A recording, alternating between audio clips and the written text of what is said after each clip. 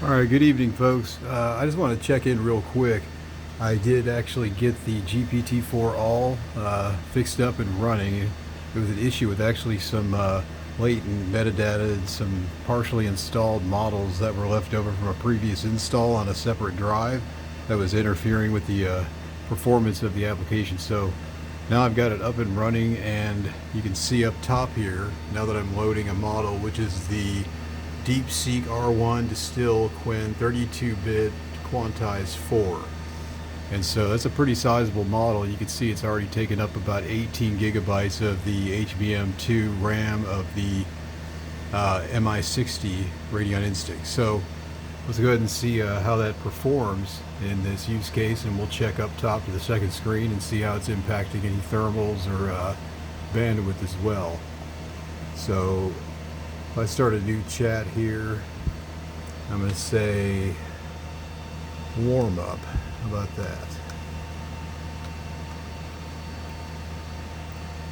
And I'm going to go ahead and press enter. Enter didn't do it here, so we have to say click send. And we're off.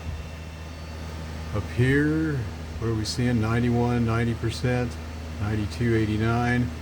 Notice the temperature steadily increases, so that's the thing you got to be careful with this old workstation server card types, is with passive cooling, even with a decent fan setup, or in my case a very rudimentary fan setup, they can heat up pretty quick. And so it's something to watch for if you're running longer instances, or perhaps maybe multiple models at the same time, especially when doing like image or video generation using PyTorch or diffusions. And so apparently the warm-up was pretty short, so let's go ahead and give it a little bit more stress. What do y'all think? Well, I know I'd like to see this card show it's worth its, well, it's not all expensive, but worth its weight. How about that? So in the next prompt, I'm going to say, how about tell me a story? That usually gets you a good bit of token count information. And it'll also give it a chance to test how the thermal resiliency is of the MI60. So here we go. And we're off.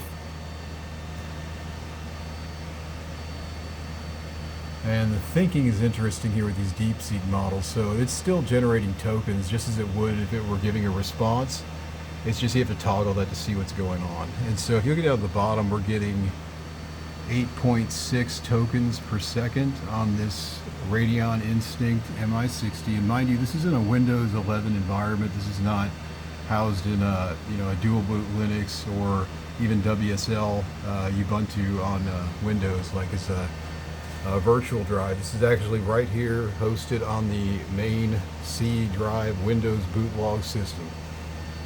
And you'll see up here too, this card's really getting to work. So we're putting out not much more of the GPU memory. It looks like we've got the whole model encased in the GPU, which is the good thing about that 32 gigabytes of HBM2. And temperature is, I didn't see it pulse much above 50 Celsius, so we're doing all right here.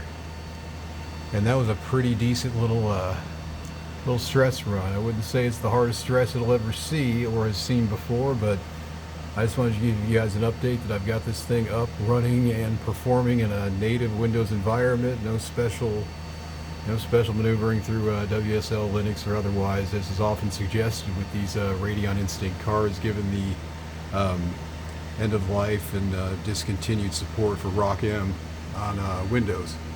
So, and there you have it. And of course, until I offload the model, it's going to hold that RAM ready to go in case I want to generate a few more prompts. And you can see, and again, I'm just quite impressed with the fact that we're able to do this and get this up and running in this instance. So again, appreciate you guys tuning in. Hope you're having a good evening. And if you don't mind, take a second, just throw a like. If you would subscribe, I got great videos ahead. I've got several builds I'm about to finish up and post. I got a few that are still in a I guess call it a standby state, where it's components to assembly. So Anyway, we'll get back in touch on that, and again, like, subscribe, and tune in soon for the next one. Thank you.